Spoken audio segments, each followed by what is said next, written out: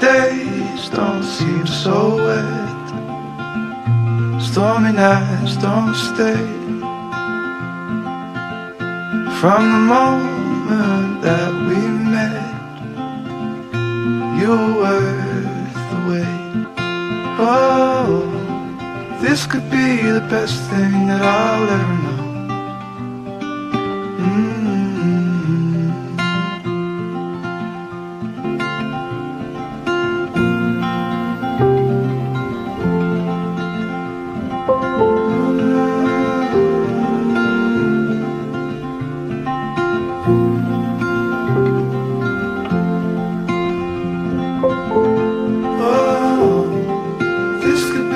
Best thing that I'll ever know.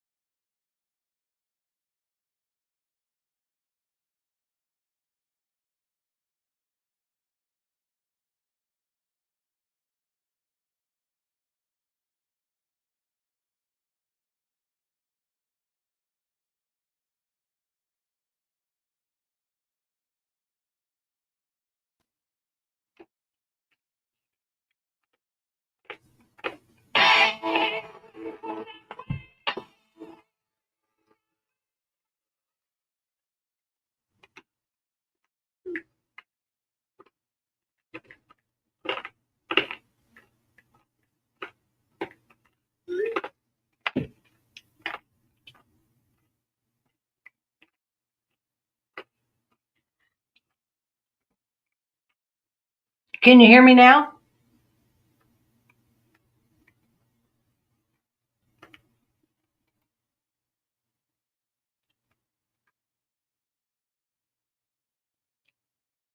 Hello? Can you hear me?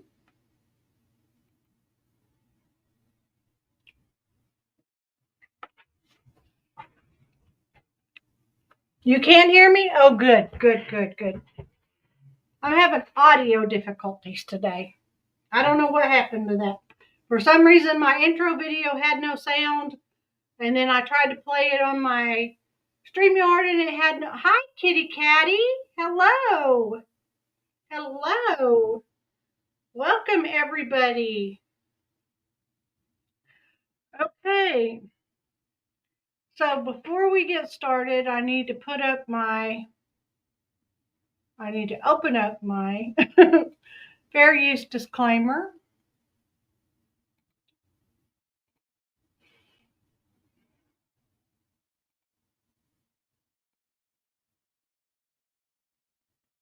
Where you at?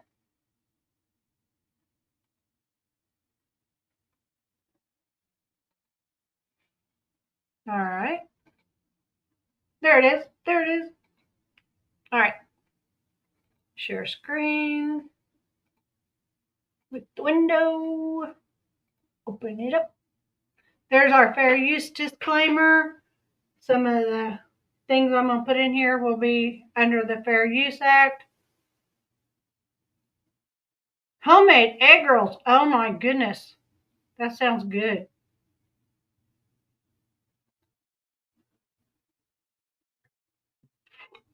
I ordered some seeds online.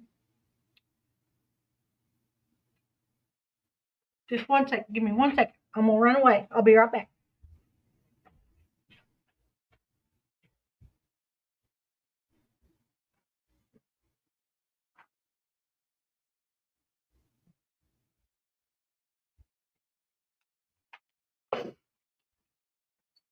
Sorry.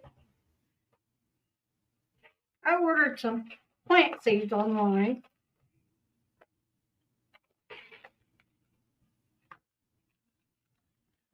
There's nothing on this package to tell me what I have. Nothing. There's nothing on this package to tell me what I have. This one says it's a rose, but what color? This one has some kind of Chinese writing on it. I don't know what it says. And this one, I don't know what it is. Okay, now I'm supposed to have, they came from Temu, so I imagine they did come from China. No, they came from Katy, Texas. They came from Texas. Because I ordered them like Sunday and they got here today.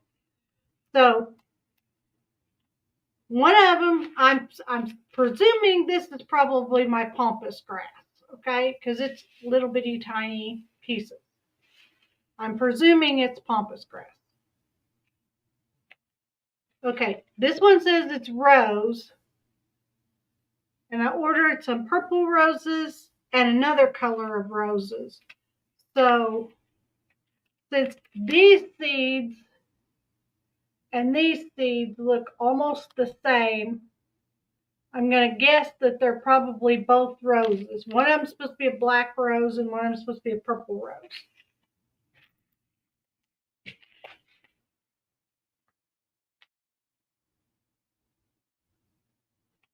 One of these is supposed to be irises. I thought irises were bulbs, but they're tubes. Okay, one of them's supposed to be irises, and one of them are supposed to be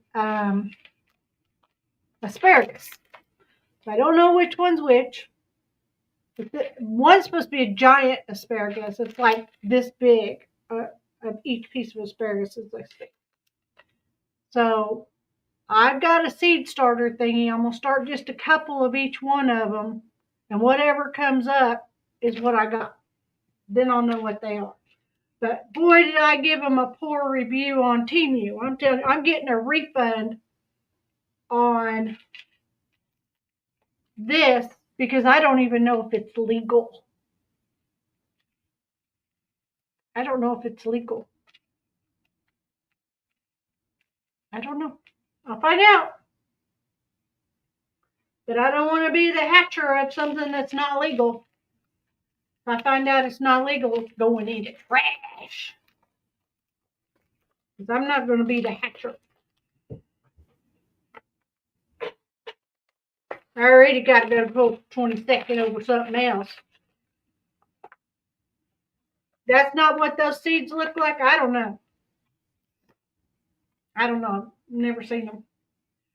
Anyway, so today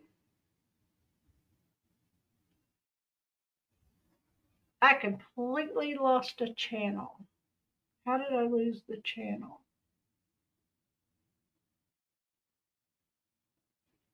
I have to go back on YouTube and look at Crime Time Buzz.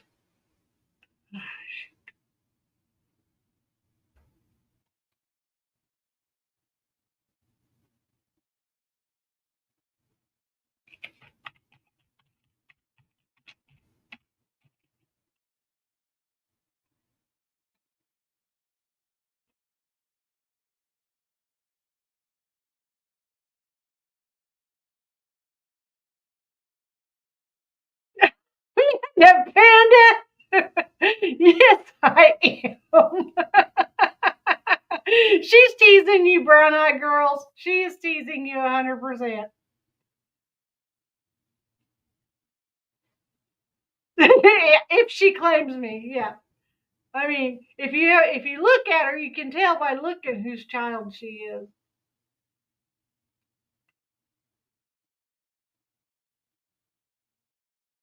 Where's the? I'll never find it. She's got so many videos. Um, oh, here we go. Here we go. I can get there. Is this it? Nope, that's not it.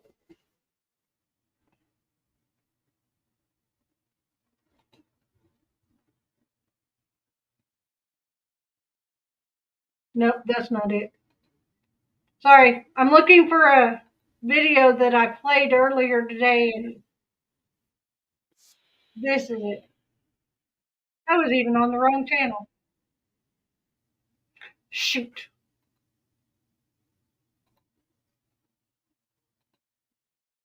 What'd I do? Closed it.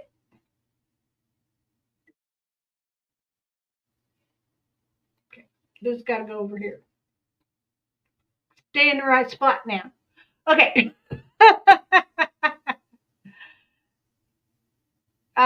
No, I was saying no to them not being that kind of seed. Okay, I got you. I got you. Thank you, brown eye girl. You should see my mother. Hold on.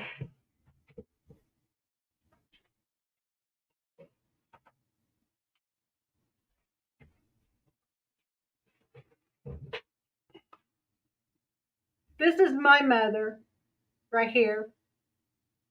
Then there's me. Then you can see Manda Panda. And if you look at her daughters, you'll see the same image.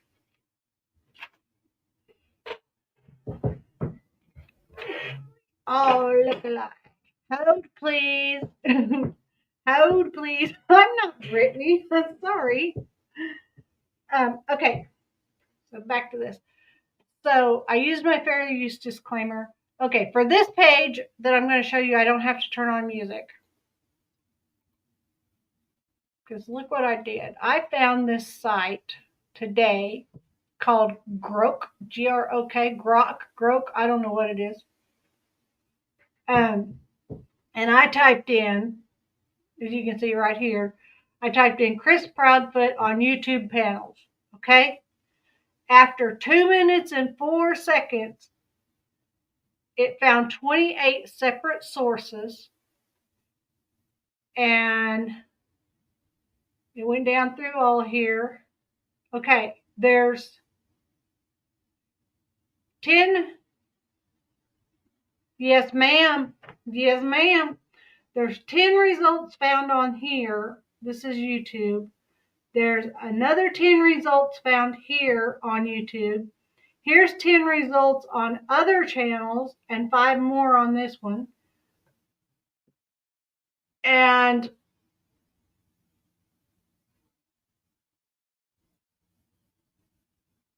Chris has been on YouTube panels discussing Sebastian Rogers' case, calling into shows to clarify info, to lie about info if you want the truth about it. Okay, now this one I tried looking at, and is it the one? No, this one. It's the Tennessean.com. I would have had to subscribe to that one, so I didn't look at that one. It's this one here. But I'm going to keep this open, but I'm going to go to a different one, and I'm going to show you one of the things I found. stop sharing, and then that way I can keep it open and not have to go back to it again. YouTube. Now look here. Where the 292 came from is, look, 292 pages that all have something to do with Chris Proudfoot on YouTube. Some of these I've seen, some of them I have not, because some of them I've never even heard of, like Twisted Reality. I've never heard of him. Brandy Gray, I've never heard of that person. I know who Don B is. I know who Lolly is. I don't know Lori Murray. I've heard of Spirit Seeker Squad. Never heard of Ginger Snap. I've seen Lady Freedom Raw Narratives, but I haven't ever watched her stuff. Oh, What I Saw Today. Who's that? Michelle's Criminal Musings. Is that Michelle After Dark? I don't like her. Twisted Reality. I don't know who that is. Eden Vale. I know who Smiley is. J is for Justice. I don't watch her. Nobody's Granny's Watching. Ladies Freedom's Raw Narratives. See, I don't know. Who's this white boy lockdown radio? It's not no Tennessee law, in my opinion. CP is like, I agree. Okay, what I miss? Sad thing is, when he goes on these panels, it's usually in defense. He's not bringing Sebastian up so that we can get a word out. It's more of him trying to, yes, Amanda Panda, that is exactly it. Brown Eyes Girls, did you hear they're trying to stop Sebastian's name and pictures not being shown on YouTube? They're saying it's a Tennessee law. In my opinion, CP and KP doesn't want him found. That must be what Brittany J was talking about today on her on the post she put up on her what is that called, where it's just words. It's not like a channel, but it's like a, I don't know.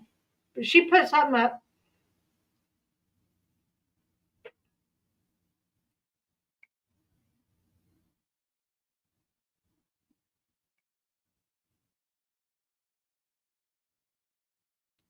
Okay. Allegedly with Brittany J. just reposted on X from Chronicles of the Shady. Says Chris Proudfoot says the last time he seen Sebastian, I believe he is saying February 2nd, here at 4:30 p.m. He said on Nancy Grace, he said the last time I saw Sebastian was at the first part of February until the morning he went missing. And I got that clipped. I have got that clipped. Well, not really. I have it in my videos and can clip it. But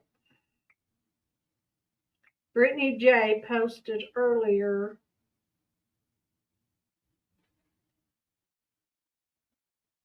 Where'd it go?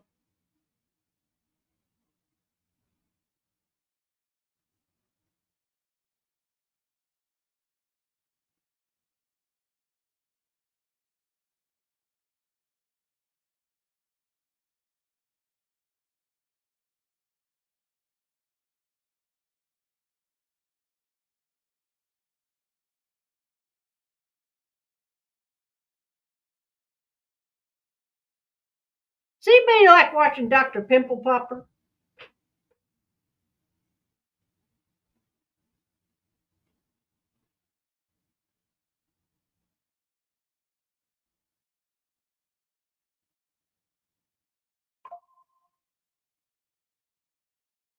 Oh, well, I can't find her post.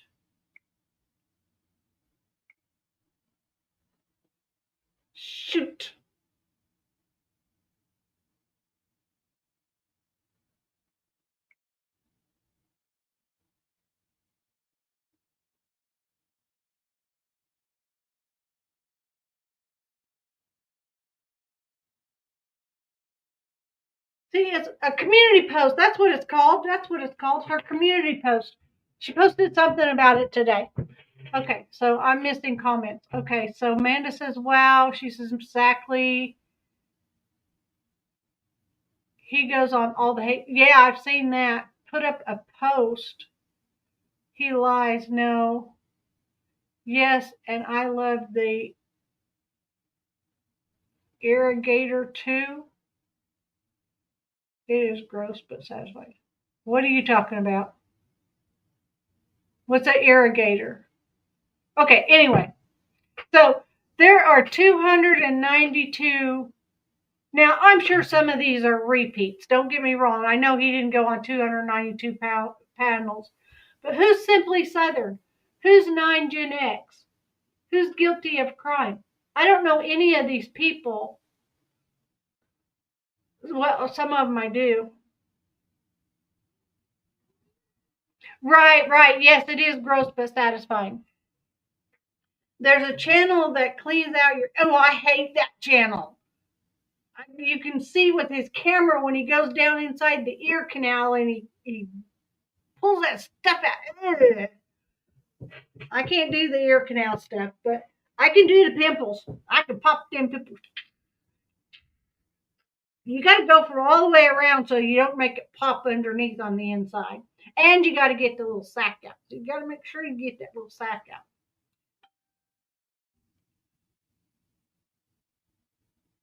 But I've got the current drama 11 months ago. This is Nobody's Granny's Watching, but you know, and this is Smiley when Nina went on.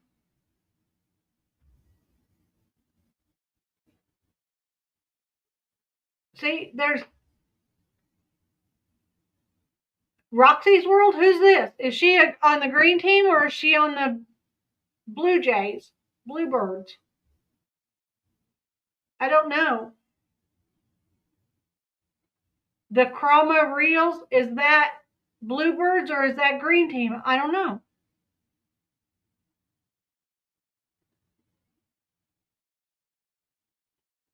I agree, Manda Panda. It is, yeah. How does it make all that stuff? Where does it come from? And how does it get, sorry, how does it get on the outside of your ear, like out here, and you not feel it leaking out your ear? I don't know. But I know who Bullhorn Betty is, but I don't know who Simply Southern is. Who are these people? Are they green team? Are they Blue Jays? What? I don't know. I'm going to have to read them and find out.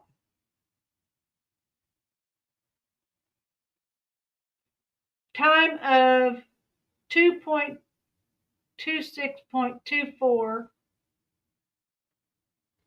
Okay, time of February 6 a.m. Katie wakes up. 6:03 a.m. Katie calls Chris. 6:22 a.m. Chris calls and texts Seth. 6:33 a.m. Chris calls closed sheriff's department. Why would Chris lie about this? Okay. Have you ever used one of those wax sticks that you put? No, you mean the candle thing? No, I have not. But I have one of those things that has a tube on it and has a little nozzle on the end. And you put that in your ear and you put the cup under your ear and you squirt the water in it like this and it rinses your ear out. That's what I have.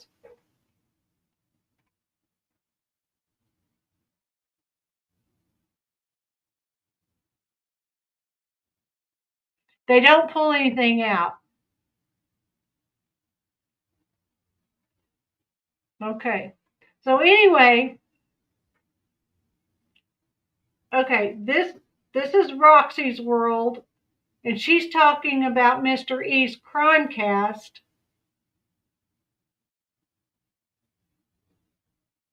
So which side is she on? McWrapping or recovering? When will somebody pay for Sebastian's disappearance or no? I don't know. My toxic trait is that I proofread after I've already hit send. I do that. I do that too. I do that. I want to show you something, Amanda, before I switch over to what we're going to listen to.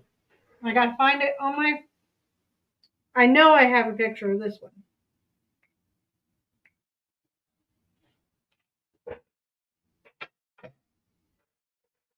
Look what I found today.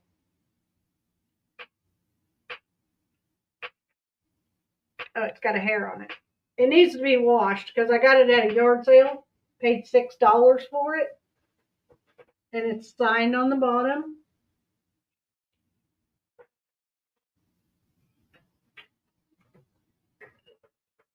Let me show you. I don't know if you can see it.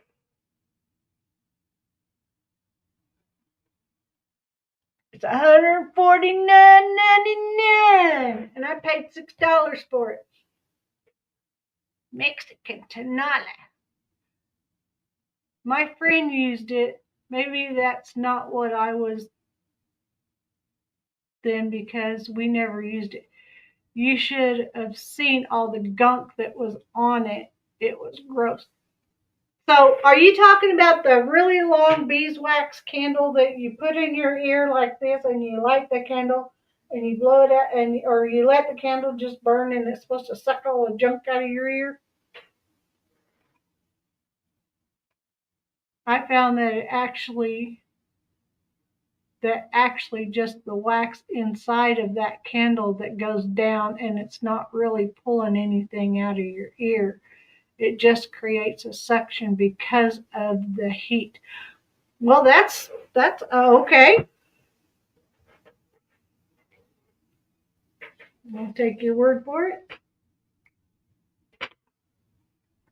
Okay, so anyway, I've got 292 pages of stuff that I got to look through about Chris Proudfoot to find out if how many of these pages are green team and how many of them are bluebirds.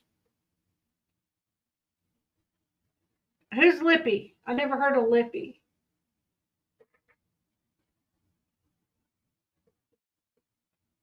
MGL slithers and calls out and calls Chris Proudfoot, I'm Molly Golightly.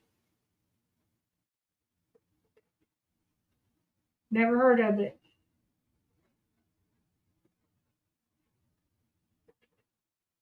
I don't guess I love anything that cleans my ears out and actually works.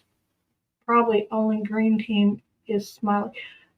I know Smiley's green team, and I know Chronicles of the Shady. I think Lady Freedom is green.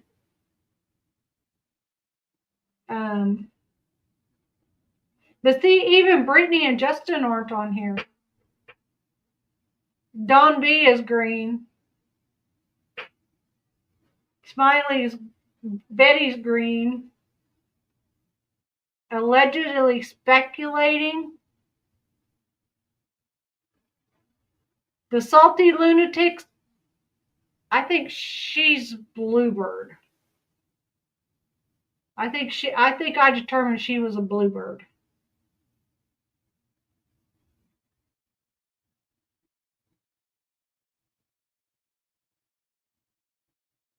Steph's Case Files, I don't know who that is. I know Chronicles of the Shady is green. Revelation Tarot, I don't know what. I've never seen her. I don't know if a tarot card reader can be either or, because they just listen to what the cards tell them.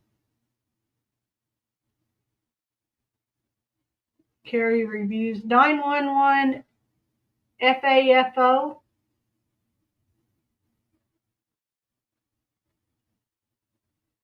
Gypsy Stone. See, I don't know these people. Okay, off of that. Stop screen, and then I'll show you the one from Bed Crime Stories that I want to talk about. I seen Trisha Talks on YouTube homepage this morning, and of course she was talking about me. I think she is a bluebird.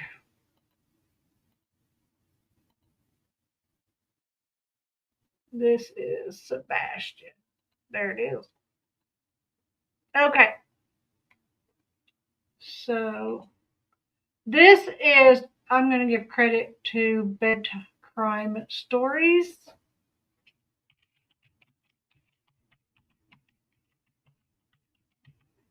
I think I determined that she is green.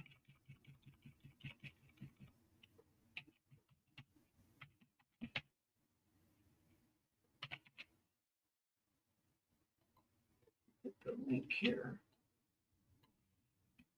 The links are in the description for all these pages I've looked at.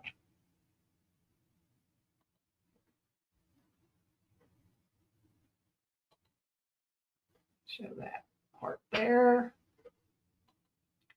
And let me turn on some music. Turn it down to 12. I tried to figure out today how to make one of those disclaimer things like Justin uses over the top of his stuff. But when I did, it put a black screen behind it and I couldn't see what I was trying to show, so I didn't use it. Okay, so back this up.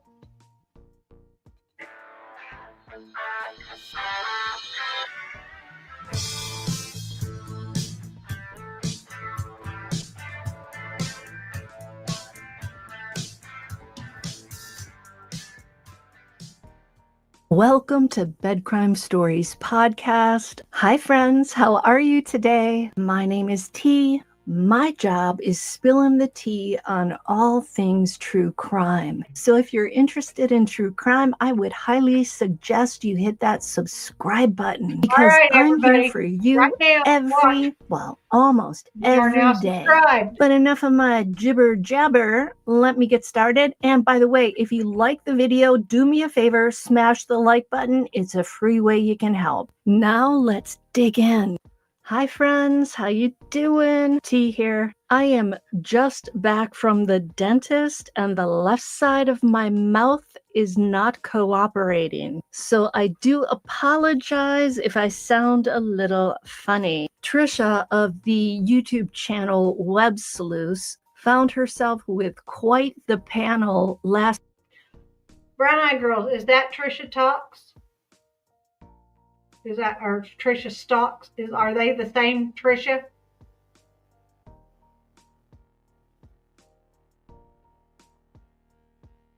There are so many people better jealous of Brittany. Nothing better to do. Britt is just one of those women that stick in your head and you just need to talk about her. Brittany's a good person. I mean, if you're going to say something about her, please say something nice. It is the same Trisha? Okay. I didn't know. Last Saturday night, her live show featured one of the two private investigators that Sebastian Rogers' father, Seth, has hired to try and find his missing 15-year-old son. It was a 3-hour plus show. I listened to it in its entirety. It's fascinating because about an hour into the discussion, Sebastian's stepfather, Chris Proudfoot, turned up on the panel. And later, Seth Rogers dialed in as well. And boy, oh boy, did we get a taste of what the current dynamic is between Chris and Seth. And it's not good. Now, have you all seen that interview? That where Chris was on the panel with the PI and Seth called in on the panel. Have y'all seen that interview? I hadn't. You could tell that the two men are trying to put their differences aside in an effort to focus on finding Sebastian, but you can also tell that Chris Proudfoot is highly ticked off and frustrated. Manda Panda, you're right. You're so right. Yes, it's all just jealousy. You think as women we'd be helping build each other up. And that's what many of us do. Many of us I was raised that way. And I know Amanda was raised not to put people down. But, and I agree with you brown-eyed girls. I agree with Amanda. So. Frustrated with Seth Rogers, and Seth seems to be not angry, but more frustrated. Chris's anger is about the true crime community dissecting him, his wife Katie, their lives, their behavior since Sebastian went missing, their marriage, Chris's method that one time of this Bed Crime Stories is not Trisha. Bed Crime Stories is doing a review of Trisha's channel. You'll hear her voice in a minute. I don't know who that lady is because that is not Katie Proudfoot. Punishing Sebastian when he used a belt. Chris is also furious about people speculating about his mother and stepfather. And he's also furious about Seth going on YouTube shows and talking about his ex-wife, Katie. That's not Katie, in the event you want to listen to the 3-hour show, I'm going to leave a link to that Web Sleuth show in the description. Now, when Chris Proudfoot turned up on the panel, Trisha of Web Sleuth gave him a very warm welcome. However, you know who she looks like? With blonde hair? You know that woman in Utah that was killing her kids or unaliving her kids, and the little boy had duct tape on him because she was. Oh, it is Katie. She looks like that one woman from Utah. I did a story on her. They were Mormons or something, and she kept telling her kids that if they didn't be nice, then they didn't love God and all this stuff. Oh, man. That's exactly who she looks like. Chris came in hot, fuming, and ready to rumble. He said he was sickened and disgusted by the conversation and some of the comments in the chat. Chris apparently was listening to the show and became enraged. If he wanted to set the record straight and show that he's a very kind, gentle man, he failed. But if we look at the situation and we look at all the criticisms the Proudfoots have taken, some of this anger you can understand. To me, it felt like he was finally able to vent weeks and months of pent-up frustration and rage. He is clearly not happy with. But I don't know how long you've been listening. You coming here, okay. Hold on, I'm going to try to get on the platform.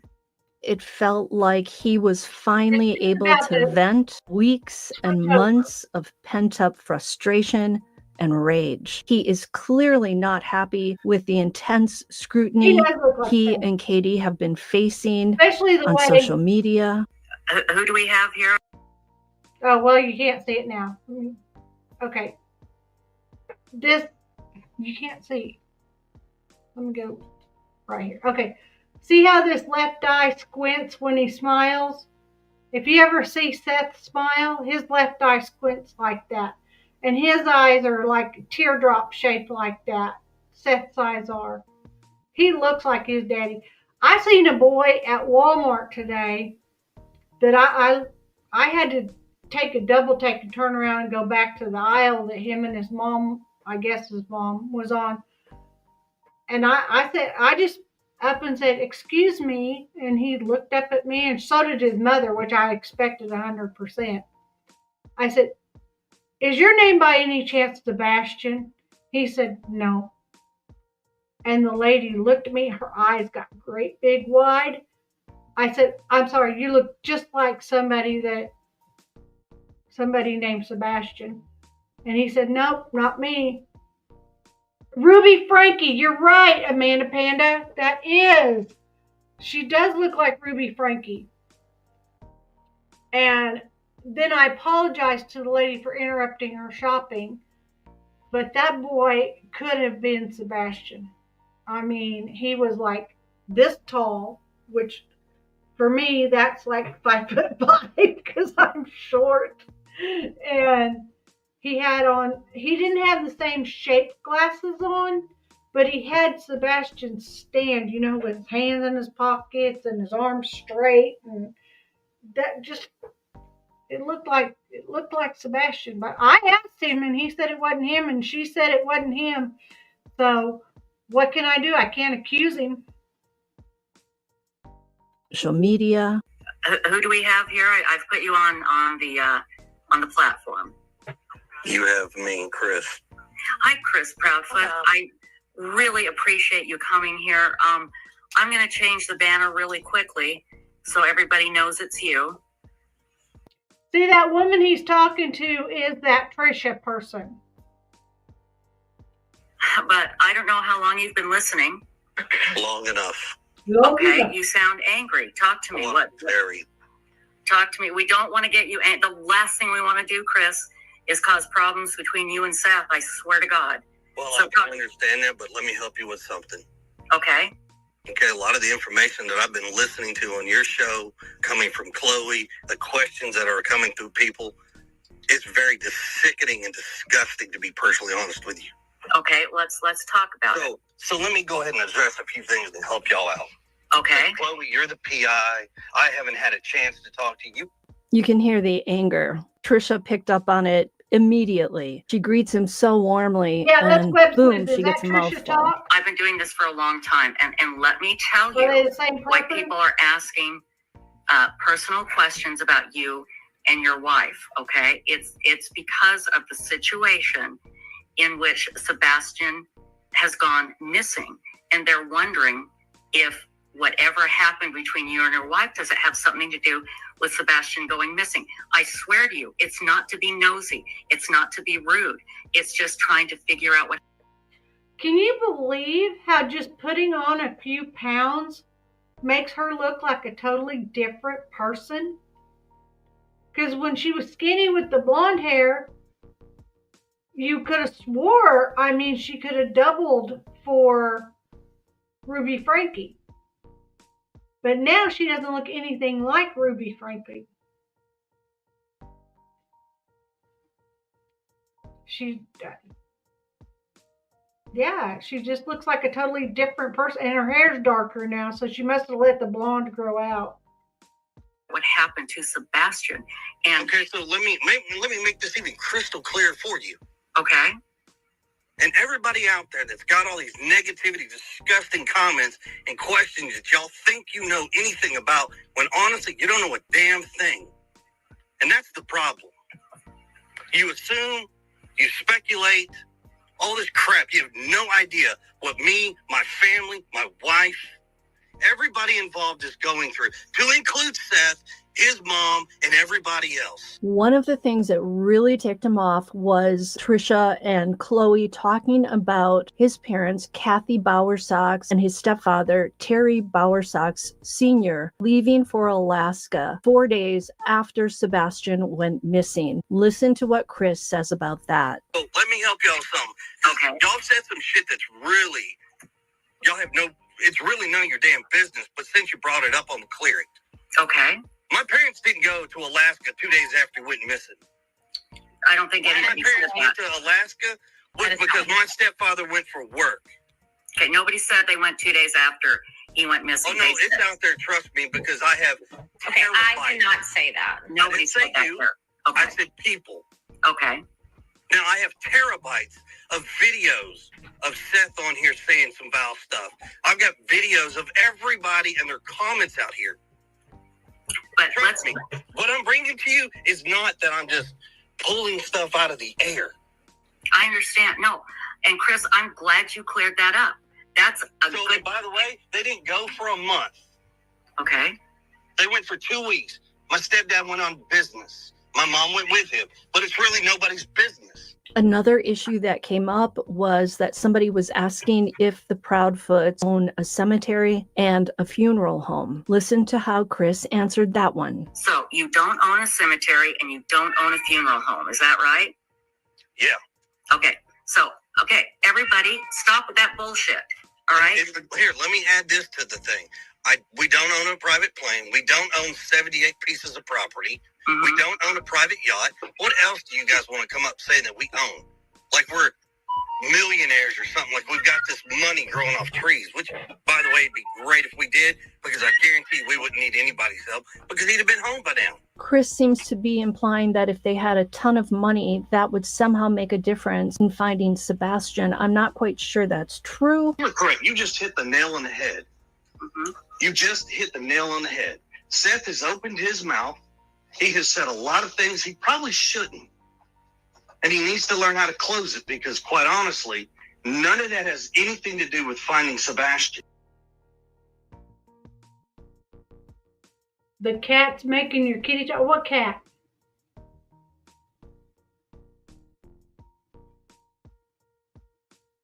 Is there a cat somewhere?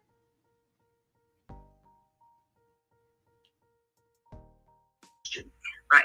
And you know what? But Chris, let's keep it that way, because Seth has said he is not going to do that anymore, and he hasn't. Bullshit. Let me explain to you why.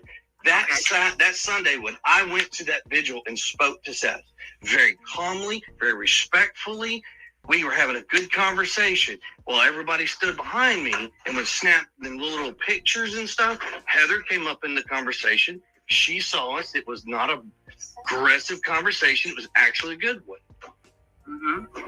But see, it wasn't 3 hours later. Seth was on YouTube on somebody else's show, sitting and he's blaming Katie, my wife, for Sebastian's disappearance. So I believe that Chris is referencing the show that Peter Hyatt did, where Seth was on the panel, but he really didn't speak much. Peter Hyatt made it pretty clear that he believes that Katie Proudfoot holds the answers as to what...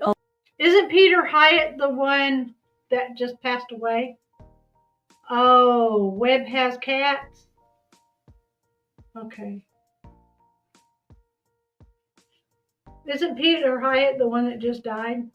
ultimately happened to Sebastian and why he went missing. And Hyatt bases this on his analysis of her language use and behavior in the interviews she's given. And I do believe that Seth agreed with Hyatt, and he said that he did believe that Katie had the answers because she was the last person with Sebastian. And I have to say, I have seen some comments that Seth Rogers has made in various chat rooms. One of them was that Sebastian is the only child of his that Katie decided to give birth to. So that is a very private detail, and it's something that I think doesn't really have any correlation to why Sebastian went missing. So in that instance, I can understand why Chris and Katie are upset. Nobody wants their deepest, darkest secrets aired to the world. And in this case, if it has nothing to do with why Sebastian went missing, it shouldn't probably be said. Now, at one point, Chris noticed that comment just made me think about something. I know you can't see me because the sun is setting right there, and I have sheer curtains. I don't know, can you see right there how sheer my curtains are? They have sunflowers on them. But I'll back up. I have a black curtain right there. It's actually a shower curtain. But okay, so that just made me think. She said she said, the lady talking here said that Seth said Sebastian is the only child of his that Katie decided to give birth to.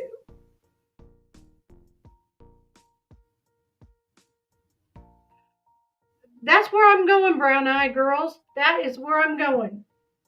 I wonder if she took the morning after pill, or the 2 pills or whatever to prevent pregnancy and still ended up pregnant with Sebastian. And that could lead to why he has that chromosomal deletion, and part of why he has the other thing, autism. Part of why he has autism. I just wonder. Because see how gentlemanlike he is?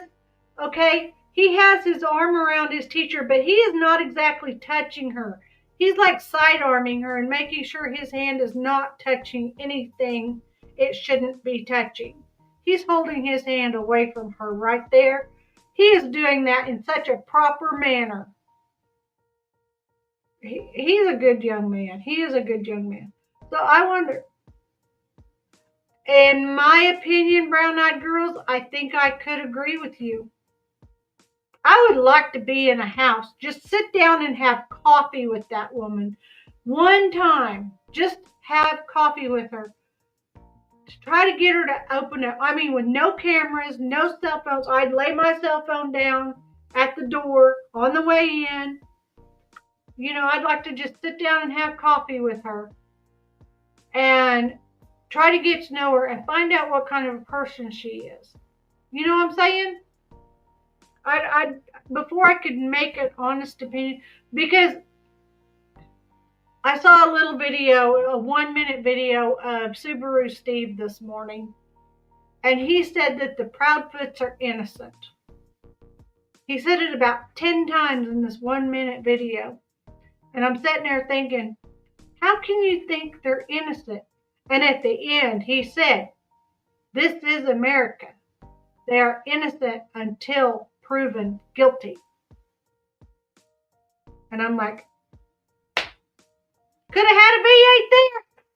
But I don't drink V8. I don't like tomato juice. So anyway, let's get back to this.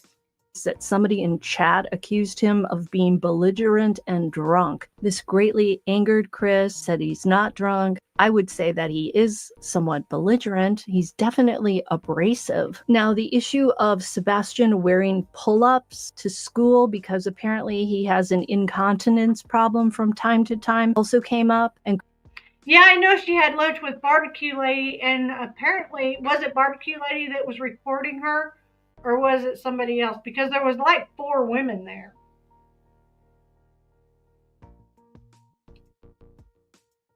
So I don't know who all was at that lunch.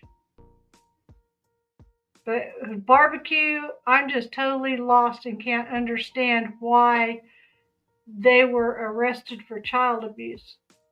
You know what? That actually says why they were never arrested for child abuse, in your opinion. And that's a good question. That is a good question.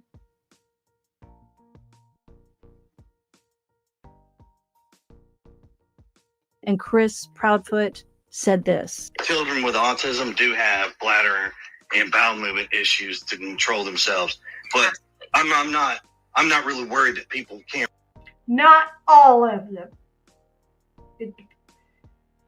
QB was recording her, said she records everyone. Well, I'll have to just be sure I'm not around BBQ, won't I? So, not all. I have a friend who has a 17-year-old son that has autism, and he doesn't have bladder and bowel issues. Of course, he doesn't live in an abusive home either. Can't read and do their own. Well, but Chris, let me tell you. I mean, I'm not going to sit here and care about that either. The topic of the Proudfoots tearing down Sebastian's flyers also came up, and Chris Proudfoot vehemently denied it. And he said if somebody says they saw this and they have video of it, then they should show the video. And he's right. They should produce the video if they saw them doing that. And then the second PI piped into the conversation, and she said that Katie had one request if they were to go on this show and talk about Sebastian. And that was that they mentioned that the family would like everybody to put Sebastian's flyers up wherever they are. Put them up. That's one way you can help. Trisha then asked Chris if he passed the polygraph. Apparently, Chris did take a polygraph through the TBI. Did you pass the polygraph? Yes, I sure did, with flying colors. And it was TBI that gave it to you? Yes, TBI gave it to me along with another agency. Okay. No, Very that good. was kept quiet because it's nobody. We kept it all quiet. Well, no, I mean, I think it's great that you're telling us now. Right. And, Seth knew about it the day on that Tuesday when I took it and passed it. They called and told him that I passed it. And, okay. Well, maybe he was told he couldn't say anything. No, he was told he could say something. They told him so he would try to keep his rhetoric down. That's why they told him. Another really big question that came up was, what do you think, Chris, happened to Sebastian? And here's what he said. For the love of God, I wished I had an answer. I wished we had something to go off of. So, but we Chris, don't. I asked Seth this a few weeks ago, and so just no thought I'm gonna hear you out. in your gut, spit it out. Doesn't matter if it sounds completely off the wall. What is your knee-jerk reaction to what happened? Sebastian walked out of the house, stepped off the porch, and has vanished into thin air. That is what I think, because that is what I know. And then PI Chloe said, but how do you know that? You seem so sure about it. How do you know that Sebastian walked out the front door barefoot and off the front porch and then vanished? Unless this kid is just in the thin air on my front porch, he sure had to go somewhere, so he had to walk off the front porch.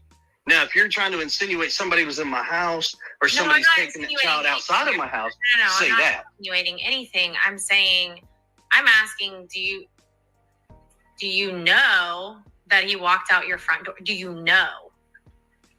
That he went out the front door? Or any door? Is that what you're asking? Do you know? Yeah, that's what we're asking. Okay, thank you. I just need a confirmation. I don't play games here.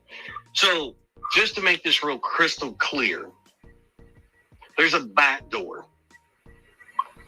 Every door in the house, when Katie got up that morning, was locked. Okay. Since it's already out there, there's a keypad on the front door. You don't need a key to unlock and lock my front door. But you need a key to lock every other door. And every other door was locked, folks. So it Did Katie do that? Do And he what? walked out. And did Katie make sure all the other doors were locked? And could have Sebastian just walked out? Could he have walked out the front door? Every door was locked. So what you're saying is that the only possibility is the front door. Is that what you're saying? I am saying the most conceivable. Okay. Now I'm going to be 100% honest right here. Okay? When my girls were little, they were like 1 and 2 years old. I was working an overnight shift and the girls were down for nap. They could get out of their baby beds. They knew how to get out. They climbed over and everything like that. One of my girls, not mentioning any names, could stand up on the arm of the couch and unlock the little latch that I had up at the top of the door to keep her from unlocking the doorknob and going out the door. And I was working third shift, and I'd pick the kids up in the morning and drive an hour and a half home, stay up during the day with the kids, put them down for their nap. I'd sit down on the couch and fall asleep, expecting to wake up when they woke up. And this one day, I guess I was exceptionally tired and I didn't wake up. My girls got out the house. I went hunting all over my house. We had a front door and we had a back door and we had windows. When I went looking for my girls, I did not look to see if any of the doors were unlocked, except the front door. The one door that was standing open, so I knew it had gotten unlocked. And then I went out the door and started screaming for my kids. I found them at the end of the street in some lady's house.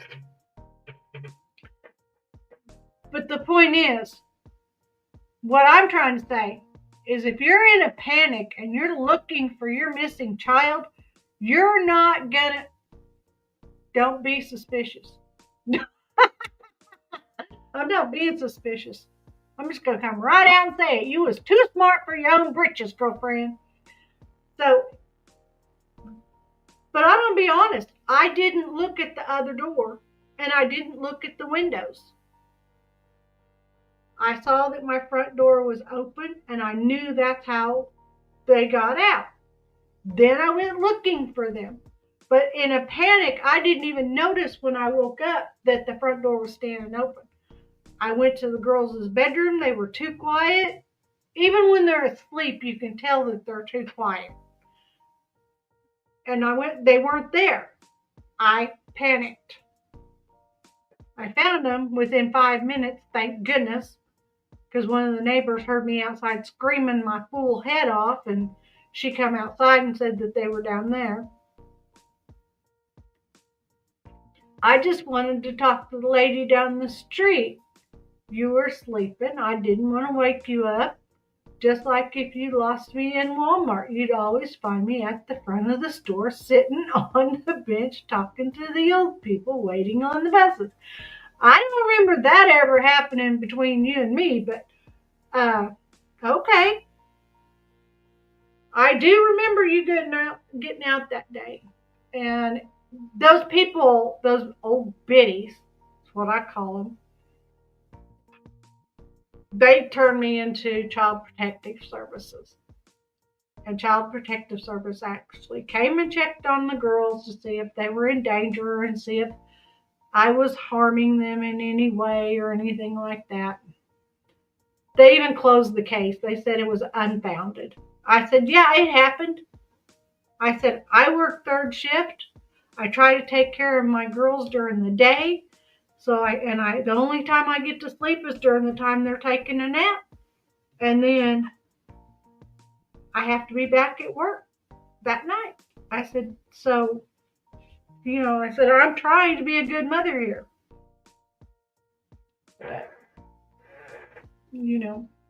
I ended up moving back to Arkansas so I could be closer to my mom so my mom could help me take care of them more. Yeah, your stepmother did lose you a few times.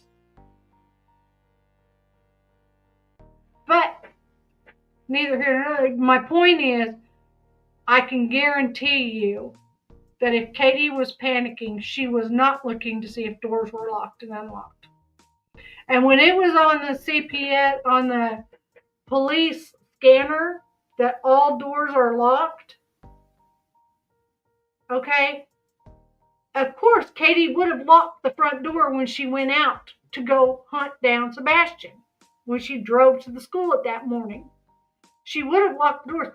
Because what would be the purpose of telling the police department that all doors are locked?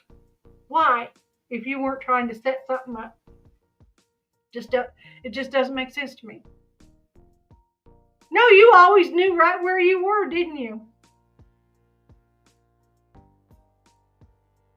Way possible that this makes sense is that he walked out the front door. Chris also confirmed that Sebastian left the house barefoot. Trisha of Web Sleuth then asked, could he have been running away from something? As in, did he tear out the front door without his shoes because he was afraid and he was running for his life? Chris didn't really answer that question. He said, well, he's a young boy. It was dark out.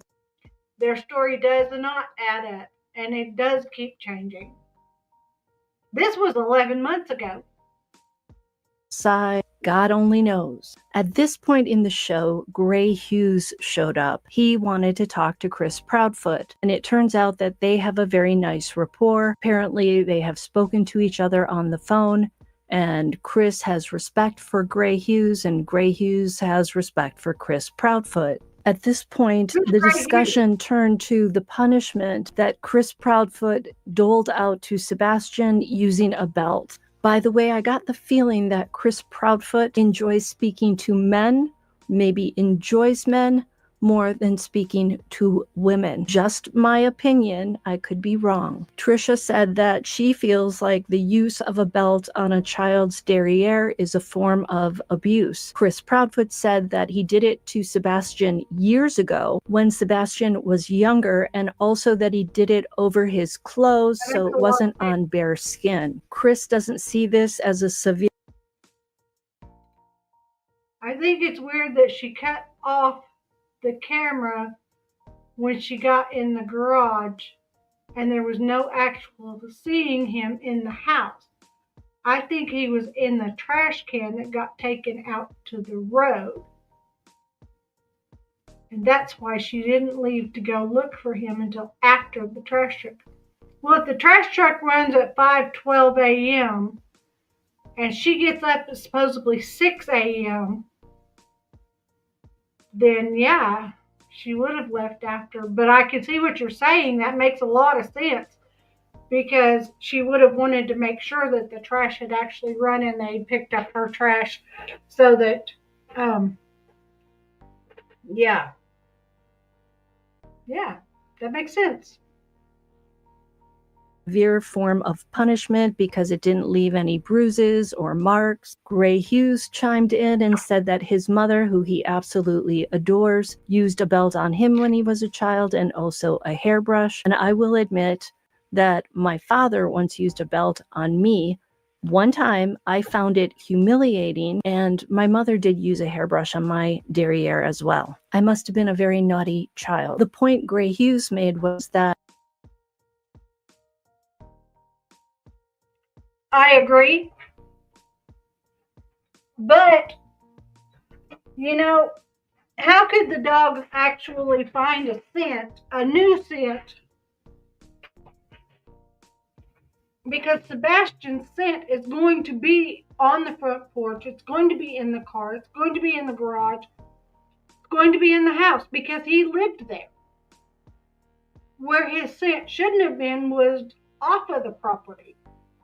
And the dogs never found the scent off of the property. But they also didn't let the dogs in the house either.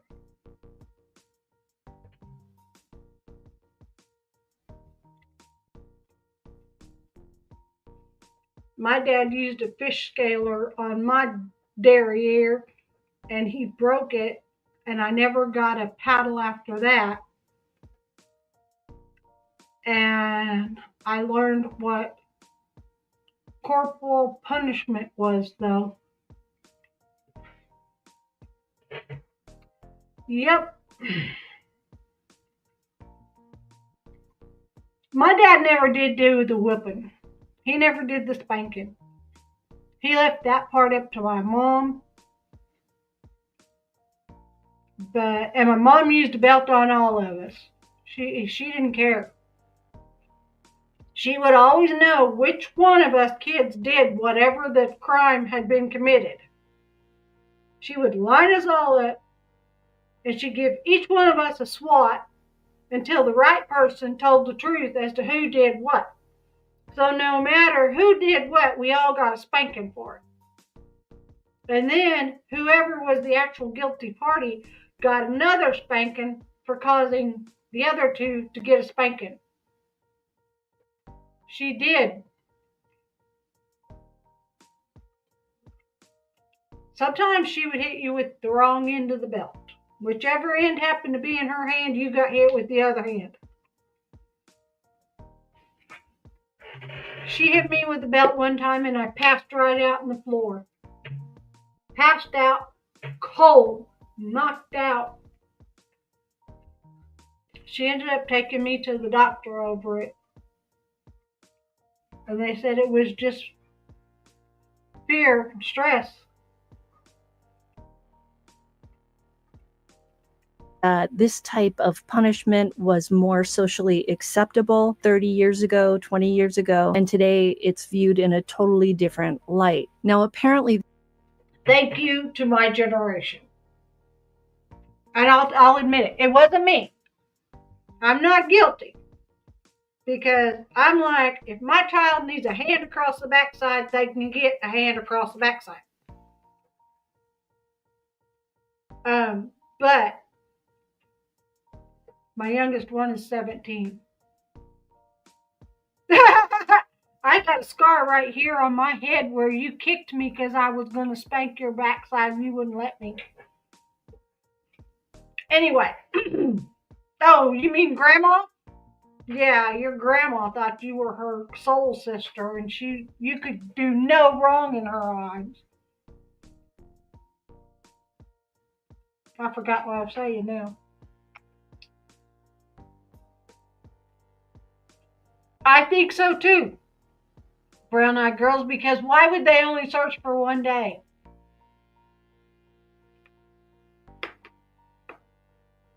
this belt issue, as I said, happened years ago, according to Chris Proudfoot. And so whatever Sebastian went to school, told his teacher about Chris Proudfoot is something different. And that triggered a visit from I still got the scar right there.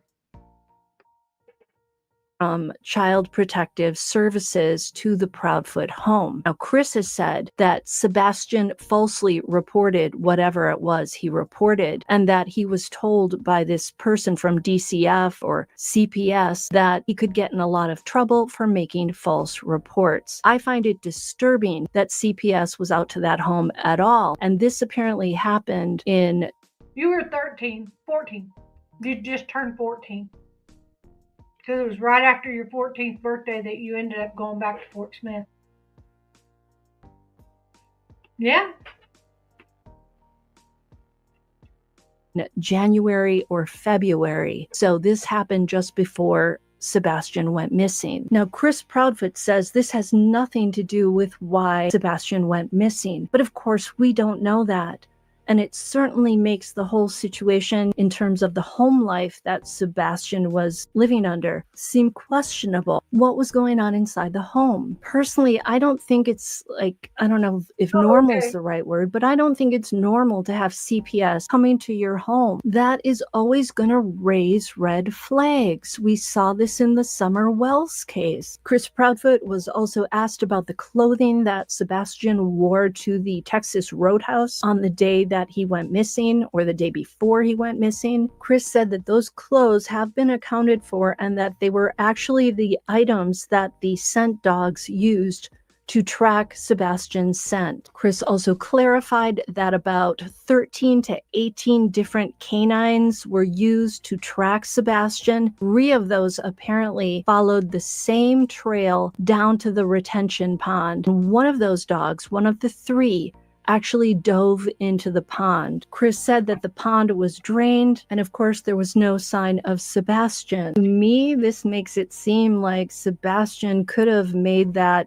path down to that retention pond, either on his own accord, or running, or with someone. That the dog dove into the water made me think that maybe somebody could have put Sebastian's head under that water. I'm not an expert. I don't know. I'm just speculating. Could somebody have put his head under the water for nefarious reasons? Chris also stated that Sebastian was wearing black pants that would be like Adidas style workout pants, I guess, a black long-sleeved t-shirt that either had an image of something related to Halloween, to Minecraft, or to Star Wars, but he couldn't say for sure which image was on that black t-shirt. When Chris was asked if all the activities that Katie and Sebastian did on Sunday, February 25th, if that was normal for Sebastian, Chris got mad, and he said it was just Katie and Sebastian spending time bonding. The PI, named Chloe,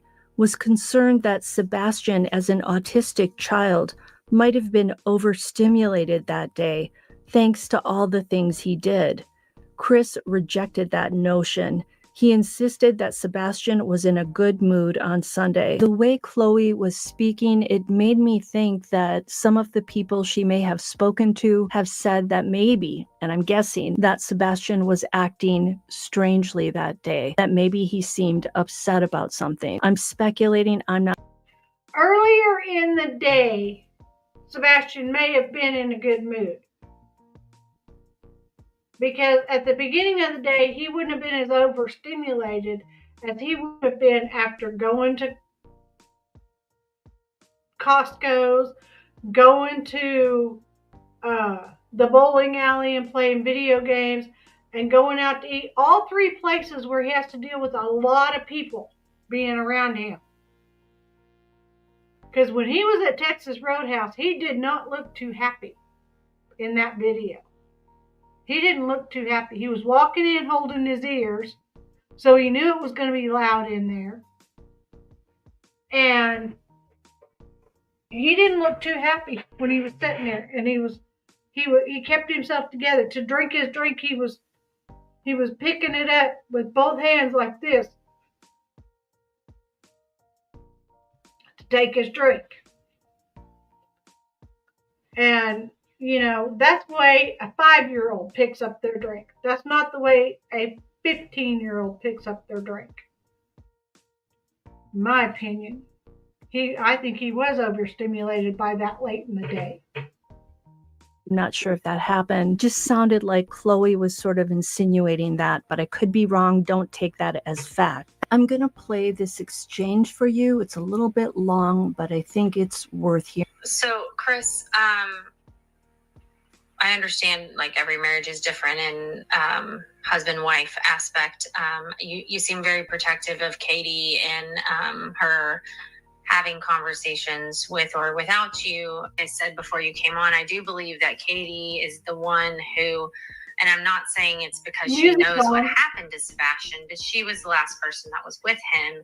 And so she does hold the most information, at least up until the point that he went missing. What information do you think she holds? Well, I'm going to get to that. Well, then do me a favor. Let's just get to it. I wonder why I don't have sound.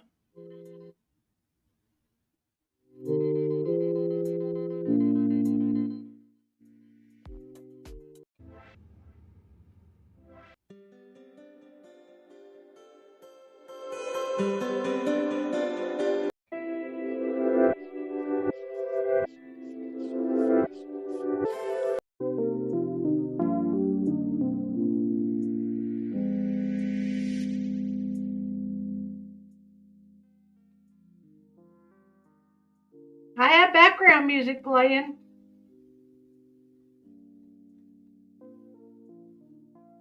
It just, I can't hear it.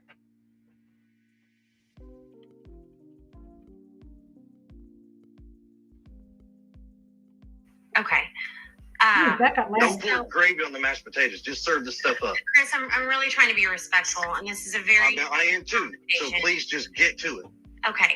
No, so you're we wrong. would really love to hear from Katie about his body language that day. We've heard from others who are not necessarily good sources about his body language at the bowling alley and his body language here and there.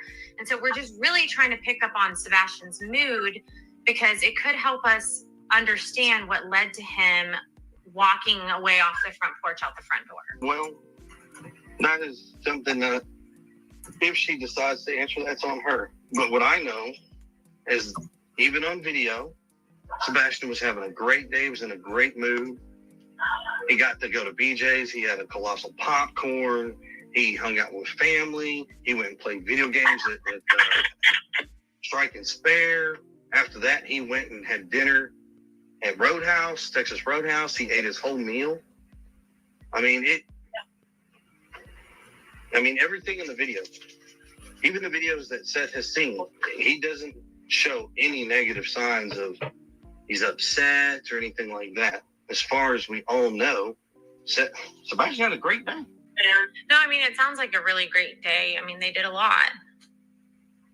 I was just curious, and like I said, I mean, every relationship is different, and you're protective of. I don't have autism, but if I had to be in 3 busy places like that, like when I thrift at Goodwill's, I don't thrift on Sunday if I can avoid it, because that's usually the day everybody's off, and there's so many people in there, and our Goodwills are so small that there ain't room to get around from one. And them old people, I'm almost 60, but I mean the older ones than me. They'll push you out the aisle and they don't give a darn. They do not care how long you've been in the aisle or not. If they come around that aisle, they expect you to get out their way. And I'm sorry, but that just hits my anxiety, and I just get angry. And then I go to the next Goodwill for retail therapy. Then I get angry again. Then I go to the next Goodwill. And it's a vicious cycle. But I get so stressed out going to the Goodwills.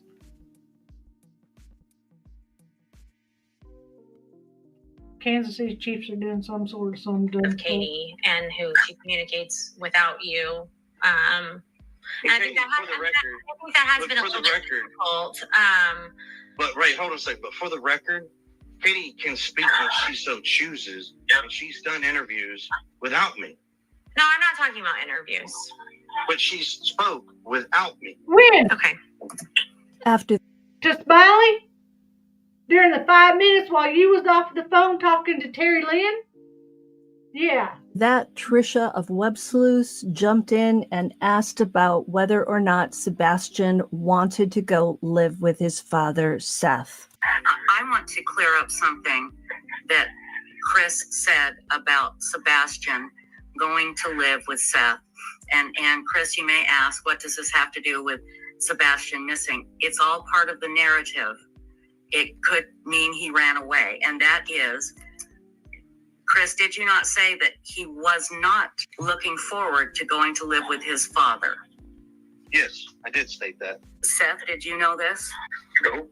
Chris, do you want to elaborate? And I'll tell you why. Yes, Okay, ma'am. thank Yes, you ma'am. for I being will here, Groundhog glad- Girls. I will be glad to elaborate. Become a question. Hold on, Chris, hold on. I'm sorry, Seth, start over.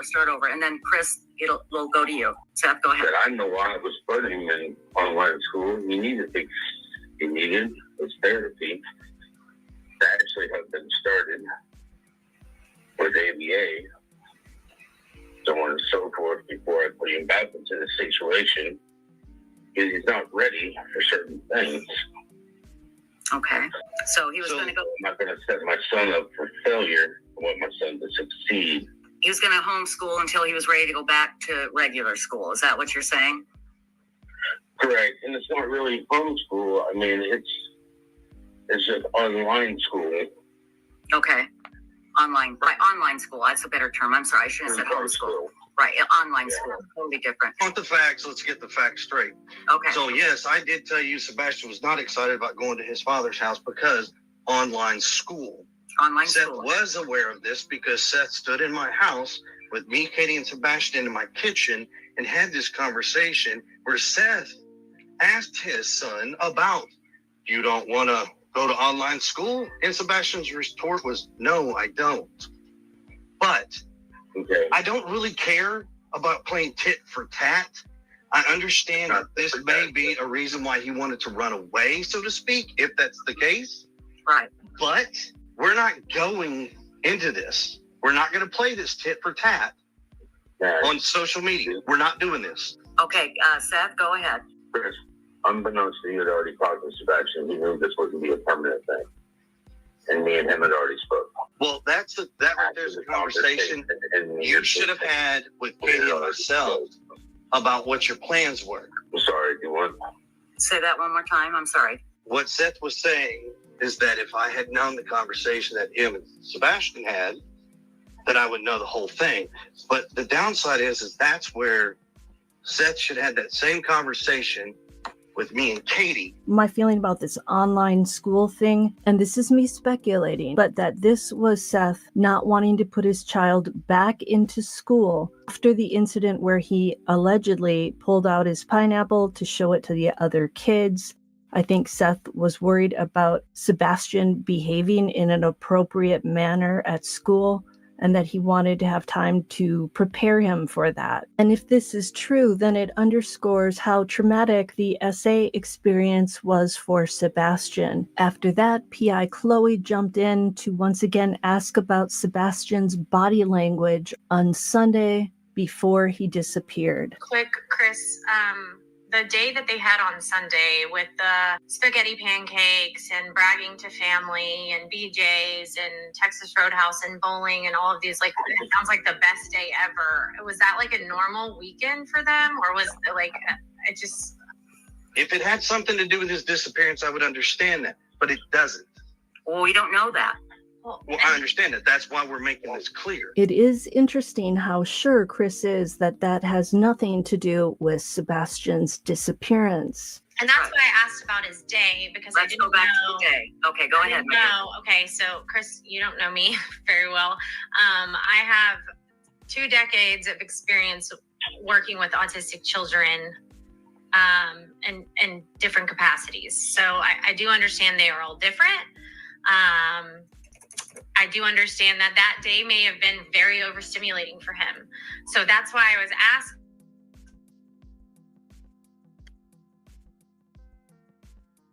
This gives me more information that maybe he was very overstimulated that day.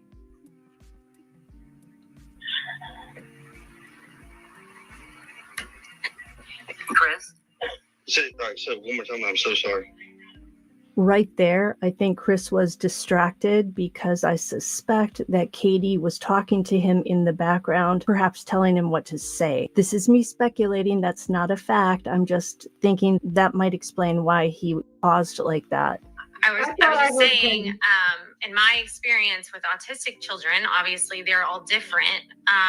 But if this was not a normal day for Sebastian on Sunday when he went and did all of these things, and it sounds like he was gone from home for a while, if this wasn't a normal day for him, would this have been an overstimulating day for him? Is this something normal? Does he normally go to BJ's and bowling and all of these things on a weekend? Or was this kind of like a special thing? And if it was a special thing, what caused it to be special? Was there an occasion? If it was a special thing, a mother and a son bonding and just having a good time. I'm not being ugly at all. I'm not. I'm making this. I mean, is this a normal day for them on a weekend? For them to do all our days fluctuate. Monday through Friday, we're a working family, just like everybody else out there. And when the weekend comes, that's when you get a lot of stuff done. You go a lot of places, you do a lot of things. And a lot of times that's where, you go and spend time with your kids and do extra things. Sebastian's not in sports like most kids. So we don't spend ball time at the ballpark. When Seth has Sebastian on the weekends, he goes and does fishing and things like that with Sebastian just as well. I mean, Seth works long hours. I work long hours. And I'm not saying any of that is suspicious at all, Chris. I'm just asking if that was normal. Because if it wasn't normal and he was overstimulated, that could be a reason for him to have ran out of the house. No. Okay. He was not overstimulated. Okay. I also want to know why Chris is so sure that he wasn't overstimulated, because remember, Chris said he was in Memphis, and that has been confirmed. So how can he be so sure? It has crossed my mind that perhaps Katie didn't tell Chris what exactly went down on Sunday before Sebastian went missing. Later in the discussion, Chris tears into Seth because Seth asked about a rumor that's been going around that Chris's parents, Kathy and Terry Bowersox, might have Sebastian, might have sent him to some sort of boot camp. And there's another rumor as well, and that is that people have come up to the PIs, and I think to Seth as well, say that they saw Kathy Bowersox parked at Warsham's, which is a grocery store, on the day Sebastian went missing. I'm not going to play Chris's reply Let me just say that he went ballistic. What really seems to trigger him is if somebody speculates about something that his parents might have done or that Katie might have done. This really gets Chris irate. You know, Seth has been trying to get Chris and Katie to agree to have a person named Mr. Mathis be the spokesperson for all three of them. And I think that the person who could benefit the most from having such a spokesperson is Chris Proudfoot. But apparently he's been very slow to look into Mr. Mathis, and Seth, wanting to approve the spokesperson, has been asking, did you have a chance to look at him? What do you think? Can we hire him? Bottom line, I don't think Chris Proudfoot did himself any favors by losing his temper so often during this chat and by talking over people and using not so nice language. It's not the best look, but it does convey how frustrated he is. I'm going to stop now because that was all. Yeah, Chris Proudfoot does like to talk over people and like to try to dominate every conversation. I've noticed that. So what do you think? What's your opinion of him?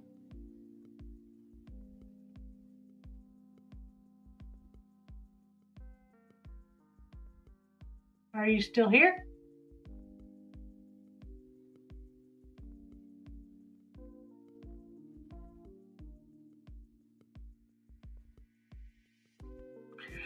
Okay, well, I guess I'm the only one here. Amanda Panda must have stepped away from the computer for a minute. But I want to thank everybody who's been here. I appreciate y'all. I couldn't do this without you. Sorry. It's okay. But yeah, I wouldn't have a chance. That's what I thought you did. I thought either you was taking the dogs out or taking yourself in the other room or something. But yeah, so Chris seems to think he has to dominate every conversation that he gets in. He wants it to go his way or no way. You know, if I was his wife, we would be arguing all the time because I would not put up with his crap. I'd be like, I didn't say you could talk to me like that. I would never hit him. I'd smack my hands together. I didn't say you could talk to me like that. You don't get to talk to me like that. But I'm going to get off here because I got some seed starter thingies in one of them trays, and I soaked them in the water with the special food that's supposed to make the seeds sprout. And I'm going to see what I end up from in here. See what I get. So I'm going to plant equal amounts of all of them, and what comes up, comes up. So I'm going to go through tomorrow. I'm going to go through some of these 292 things and try to find out who's on the green team and who's on the bluebirds team. Thank you. If I get more rose bushes than I know what to do with, I'll give you some of them. I can't get too much asparagus, so. And if I get some, I think I ordered black irises. I'll give you some of them too. All right. So thanks for being here. Do something nice for someone, even if it's be the reason they smile, and get lockered.